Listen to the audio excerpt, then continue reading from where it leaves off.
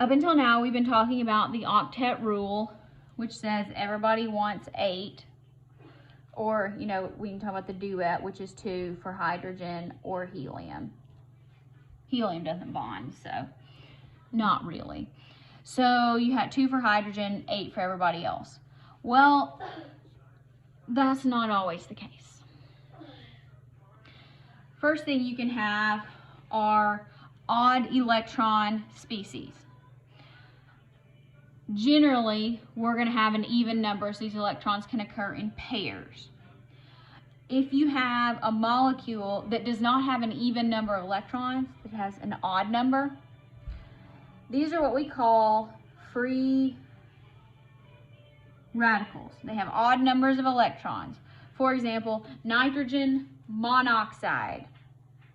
So nitrogen monoxide, nitrogen has 5, oxygen has 6, so there's only 11. There's not really any way to make complete octets if you have an odd number. So you do the best you can, but you know that this is not going to be very good. So they're very unstable and they're highly reactive because everybody wants to be a cool kid, and this is never going to make anybody a cool kid. Next, you can have incomplete octets. The one that you will see with this is boron. We won't talk about why, just it is. Boron is perfectly happy forming compounds when boron has 6. It says, I don't really need a full octet. I'm happy with 6 electrons. So that's the one you need to know for incomplete octets. Boron forms 6. Aluminum can be like that too, but we're not gonna draw that because aluminum is usually ionic. Boron, 6. Expanded octets. This is the next one. This is the most applicable. So expanded octets apply to the 3rd row of the periodic table and further. So what happens is, notice this is the 3rd energy level. In the 3rd energy level, you have 3s and you have 3p. If you look at your quantum numbers that you remember doing in chapter 7, you will also know that the 3rd energy level has d orbitals. Ooh, that makes things complicated, doesn't it? So even when we're here in this 3rd row over here, they have access to d orbitals. They're just empty. So they're still there, but they're empty. So you can have phosphorus, sulfur, chlorine, argon, a lot of these down here. They can have more than 8 electrons because they can shove them into those d orbitals, and they're actually stable. So what you do is you follow your normal Lewis structure rules first.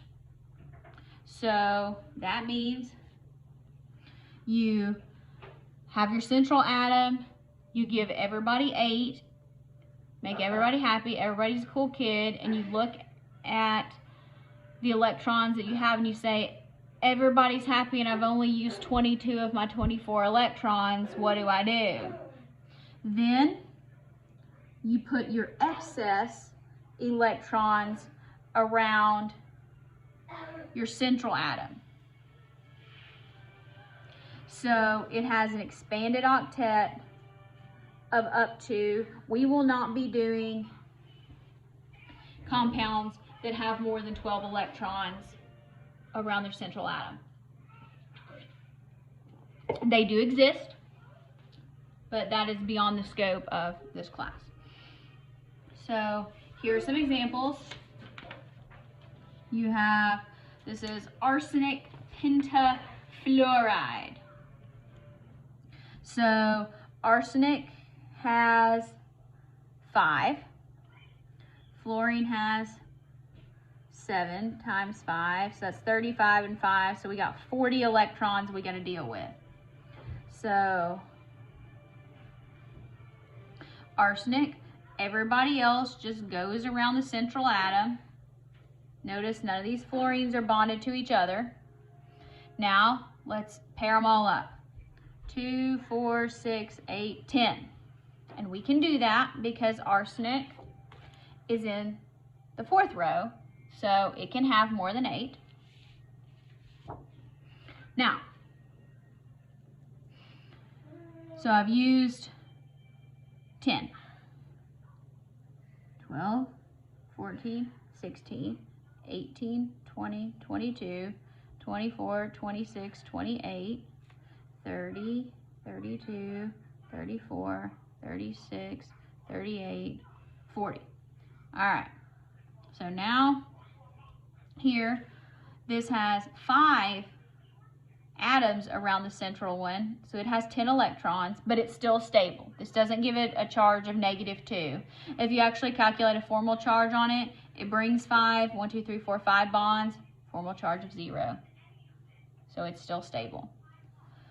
Let's talk about SF6.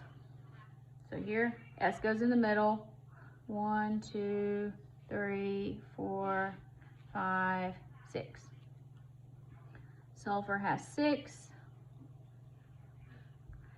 Fluorine has 7 times 6, so that's 42. So we got 48 electrons to deal with. 2, 4, 6, 8, 10, 12. 14, 16, 18, 20, 22, 24, 26, 28, 30, 32, 34, 36, 38, 40, 42, 44, 46, 48. So you got to be able to count these. Count them to yourself as you go along. So far you're like, oh, well, those aren't bad. That's easy. Let's make it a little bit harder. Sulfuric acid. Now,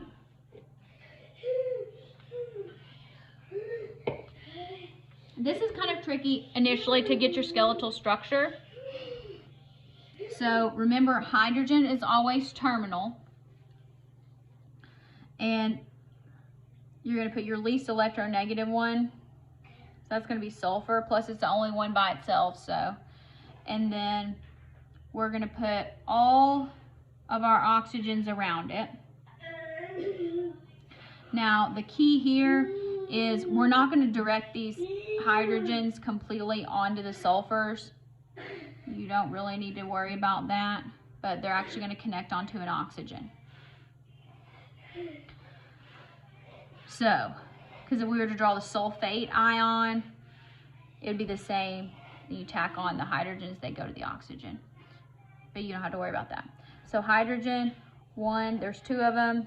Sulfur, there's 6. Oxygen, there's 6 and 4.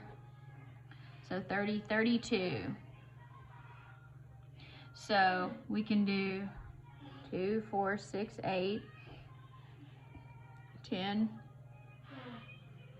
12, 16, 18, 20, 22, 24, 26, 28, 30,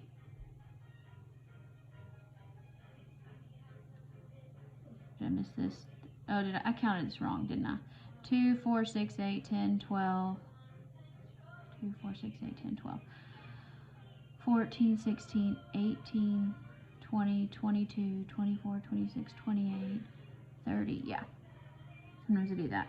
I'm like, wait a minute. Okay, so here, everybody has an octet. Everybody's happy. We've used all our electrons. But let's check formal charges and let's see what this looks like. So hydrogen owns 1, shares 1, it's 0. Same thing. This oxygen brings 6, owns 4, so now we're down to 2 bonds, so it's 0. It's going to be the same thing with this one. Owns 4, 2 bonds, so it's 0. This oxygen brings in 6, owns 6 and shares. So this oxygen is a -1. This oxygen also brings 6, owns 6, and shares, so it's a -1. Now let's look at sulfur. A lot of times it's easier when you do this, like draw them in pencil, put your formal charges either in a different ink or, different color. Sulfur brings 6, doesn't own any, and only shares 8. So that's a +2. Now, what do we know about formal charges and stability of structures? Yeah, that's not really very good because this is a 2. That's not good. The minuses, those aren't good either, but this is kind of a hot mess. So this is going to be something that is not going to be intuitive to you. But remember that sulfur, because it's in the 3rd row, can have an expanded octet. So what's going to actually happen is, what happens if each of these oxygens says, you know what, I'll share another pair with you. And so you get a structure, still the same, OH, OH, OO. So these are still the same, but now each of these has a double bond. Now let's count. We have to account for 32 electrons. 2, 4, 6, 8, 10, 12, 14, 16, 18, 20, 22, 24, 26, 28, 30, 32. Now we have still used 32 electrons. Everybody has 8. Sulfur actually has 12. But sulfur can do that because it can take an expanded octet up to 12. Let's look at formal charges here. Hydrogen's still going to be 0. We didn't do anything to these. They're still the same, so that's still going to be 0 and 0. Let's look at this oxygen now. It brings 6, it owns 4, and has 2 bonds. So 1, 2, 3, 4, 5, 6. So now it's 0. This oxygen brings in 6, 1, 2, 3, 4 that it owns, 5, 6, it's 0. How about sulfur? Brings in 6 valence electrons, 1, 2, 3, 4, 5, 6, it's 0. Which one is more stable?